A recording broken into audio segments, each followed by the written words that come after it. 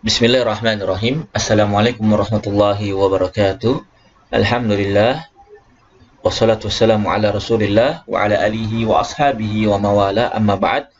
Fa ya ikhwati fillah atulaqat talibat as-saffu as-samin limahadil istiqamah al-islami a'adakumullahu jami'an. Nuwasil darsana al-yawm al-an wasalna ila al-fasli as-sani ala wa huwa al-hikmatu minal mu'jizat. Anak-anak sekalian, kelas 8 ya, SMP, Pondok Pesantren Istiqomah Muhammadiyah yang dimuliakan oleh Allah Subhanahu wa taala. Kita lanjutkan kembali pelajaran kita, pelajaran akidah ya. Sekarang kita udah sampai di bagian yang kedua daripada bab 6 ya, yaitu tentang mukjizat. Ya, kemarin kita udah bahas ya, apa arti mukjizat, arti irhas, mauna, karomah ya. Dan hari ini kita akan bahas ya hikmah tentang mukjizat. Yang pertama dituliskan di dalam buku ini adalah isbatu sidqi mudda'i an-nubuwah. Menetapkan bahwasannya yang diutus oleh Allah itu benar-benar seorang nabi dan rasul, dan untuk membantah orang-orang yang mengingkarinya ya. Apa bukti bahwasannya Nabi Muhammad itu seorang nabi? Apa bukti Nabi Musa itu seorang nabi dan rasul? Apa buktinya? Yaitu dengan Allah berikan sebuah mukjizat ya. Ini mukjizat ini salah satu bentuk bukti bahwasannya yang diutus itu benar-benar adalah seorang nabi ya. Karena orang-orang biasa itu tidak ada ya, tidak ada namanya mukjizat ya. Hanya dimiliki oleh para siapa?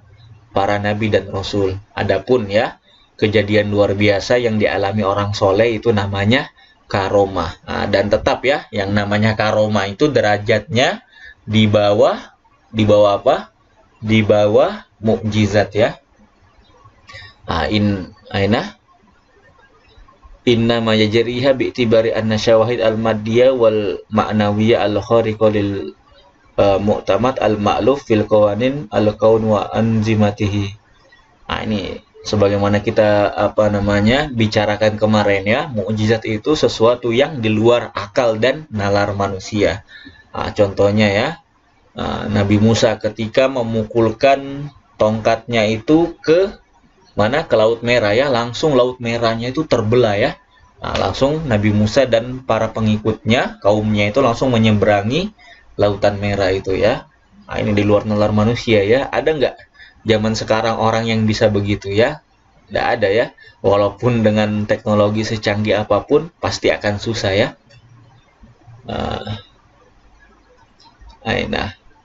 Atau itu ya hikmah yang pertama. Lalu kemudian hikmah yang kedua adalah takrimu ar-rasul.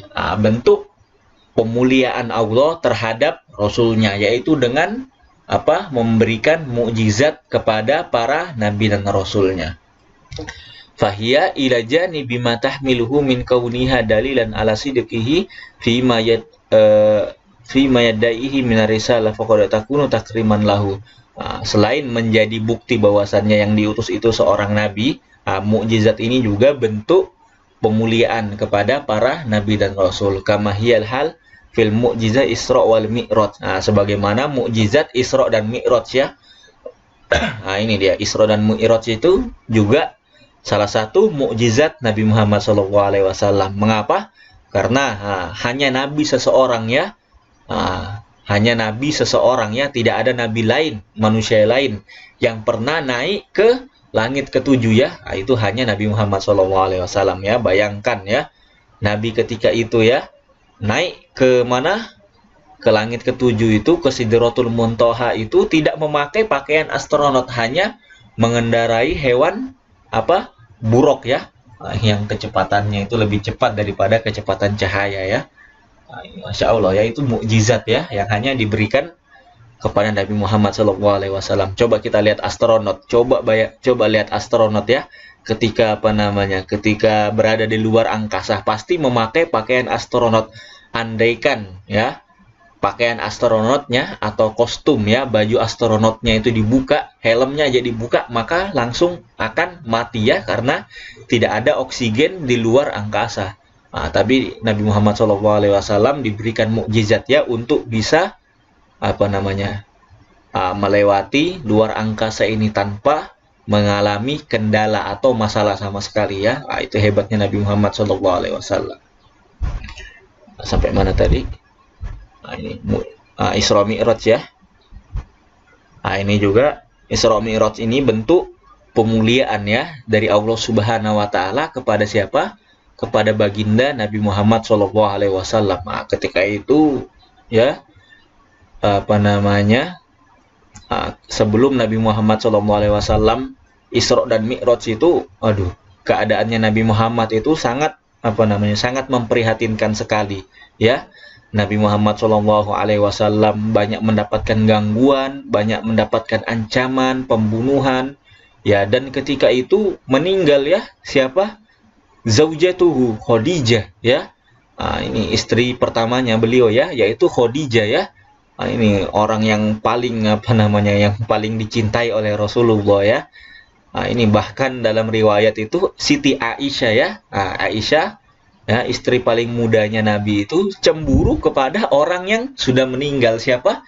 Cemburu kepada Khadijah, karena ketika Nabi Muhammad SAW bersama Aisyah, namanya Khadijah ini masih disebut-sebut ya. Padahal Khadijah ini sudah meninggal ya. Ketika itu pula sebelum Isra Mi'raj itu paman beliau Abu Thalib juga meninggal ya. Mereka berdua ini adalah orang yang sangat membantu dakwah Nabi Muhammad SAW. Maka ya, untuk menghibur Nabi dan juga memuliakan Nabi, maka Allah Subhanahu wa taala angkat ya Nabi ini dengan Isra dan Mi'raj ya. Isra itu perjalanan ya dari Masjidil Haram Mekah menuju mana? Menuju Masjidil Aqsa. Adapun Mi'raj itu naik ke langit ketujuh ya. Untuk apa? Untuk menerima perintah sholat ya. Ini sungguh sungguh keliru orang-orang zaman sekarang ini ya, merayakan Isra Mi'raj ya, merayakan Isra Mi'raj tapi tidak melaksanakan sholat. Ini sering terjadi ya. Ini para di masjid-masjid itu banyak terjadi itu. Ini panitia acara Isra Mi'raj sibuk nyiapin acara, sibuk nyiapin kotak, sibuk nyiapin sound dan lain sebagainya. Tapi gara-gara menyiapkan acara Isra Mi'raj ini sampai lupa melaksanakan ibadah sholat ya. Orang sholat dia malah sibuk ngurusi kotak, sibuk untuk ngurusi desain-desain masjid dan lain sebagainya. Ini sungguh keliru ya. Inti daripada Isra Mi'raj itu bagaimana kita istiqomah ya, senantiasa mengamalkan ibadah sholat ya. Itu dia inti daripada Isra Mi'raj. Terakhir, hikmah yang ketiga yaitu tanbihul ghafilina minal kafirin ya. Ini untuk mengingatkan kepada orang-orang kafir bahwasannya yang diutus itu benar-benar nabi ya, agar mereka mau beriman kepada nabi. Maka Allah Subhanahu wa taala perlihatkan Allah perlihatkan mukjizat kepada mereka ya, yaitu kejadian yang luar biasa yang di luar nalar manusia. Ini ada kisah ya. Ini kisah Nabi Muhammad ya dengan Ar-Rasy ya. Salah satu seorang sahabat yang menagih utang kepada Abu Jahal ya. Padahal Abu Jahal ini ini orang yang sangat memusuhi Nabi ya, bahkan ingin membunuh Nabi, tapi Nabi itu berani dengan sahabat Ar-Rasy ini untuk menagih utangnya siapa? Utangnya Abu Jahal ini kepada Ar-Rasy ya. Ini Abu Jahal ini dalam riwayat dikatakan dia ini punya utang ya, utang beberapa ekor unta belum dibayarkan kepada sahabat Ar-Rasy. Maka ketika itu Ar-Rasy ini mendatangi ya pembesar-pembesar atau petinggi-petinggi Quraisy ya. Ini beliau ini bertanya ini kepada petinggi Quraisy ini, bagaimana cara menagih utang kepada Abu Jahal. Ini Abu Jahal ini udah ditagih berapa kali tidak mau dibayar-bayar ya, katanya nanti ya. Maka orang-orang Quraisy ini menyarankan untuk mengutus untuk meminta bantuan kepada baginda Nabi Muhammad SAW. Maksudnya apa? Maksudnya ketika Nabi itu menagih utang itu ke rumah Abu Jahal, langsung Abu Jahal itu menghardik Nabi Muhammad, langsung menyiksa Nabi ya. Maksudnya begitu ya, mau mencelakai Nabi Muhammad karena Abu Jahal ini sangat benci sekali kepada Nabi Muhammad ya. Ini terjadi ketika masih awal-awal Islam ya. Ini pembesar Quraisy ini mau mencelakai Nabi Muhammad ya, mau menyuruh Nabi Muhammad datang ke rumahnya Abu Jahal supaya disiksa di sana. Tapi apa yang terjadi ya? Kita lihat ceritanya. Ketika sampai Nabi Muhammad SAW beserta sahabat Ar-Rashi ini ke rumah siapa? Ke rumah Abu Jahal. Ini Nabi Muhammad ini mengetok-ngetok rumahnya Abu Jahal. Ya Abu Jahal, ukhruj. Anda assalamualaikum ya, karena Abu Jahal ini orang kafir ya. Anda boleh mengucapkan salam kepada orang kafir ya. Lalu apa? Abu Jahal pun ketika itu dengan muka yang ketakutan. Pada awalnya Abu Jahal ini mau nyiksa Nabi Muhammad, mau mencelakai Nabi. Tapi apa? Tiba-tiba Abu Jahal itu keluar dari rumah dalam keadaan yang sangat ketakutan ya. Bahasa Banjarnya itu gair ya, lagi gair ya, mukanya pokoknya ketakutan, pucat gitulah, berkeringat ya. Lalu keluar Abu Jahal ini dengan muka yang ketakutan, berkata kepada Nabi Muhammad, iya, na'am, apa yang kamu inginkan, seperti orang yang ketakutan ya. Nabi Muhammad pun mengatakan, bayar utangnya ya, lunasi utangnya, lunasi utangmu ya kepada sahabat Ar-Razi ini.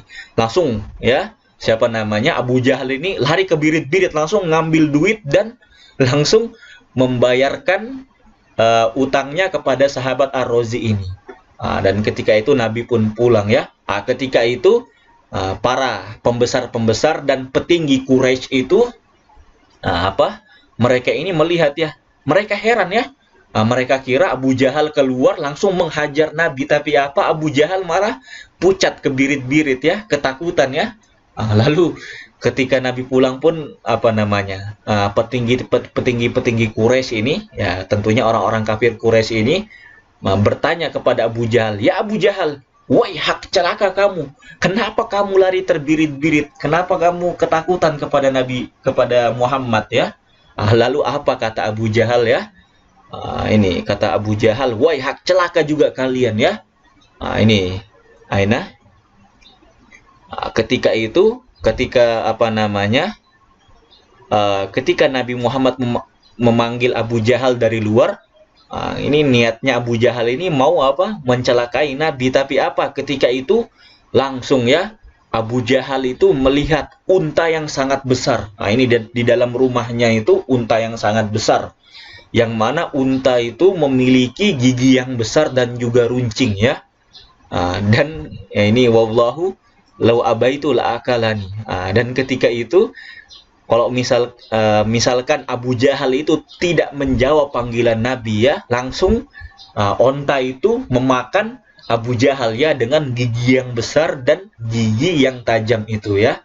Dan ketika itu pula Abu Jahal pun ketakutan, langsung keluar dan menjawab panggilan Nabi dan langsung membayar utangnya kepada sahabat Ar-Razi ini.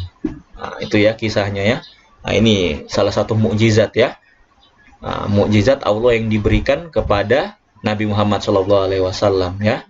Ini ketika habis dibayarkan utangnya, Abu Jahal balik, maka unta yang besar ya, yang memiliki gigi yang besar dan juga runcing pun hilang ya. Kalau andaikan waktu itu Abu Jahal tidak mau menjawab panggilan Nabi ya, tidak mau keluar dari rumahnya, atau Abu Jahal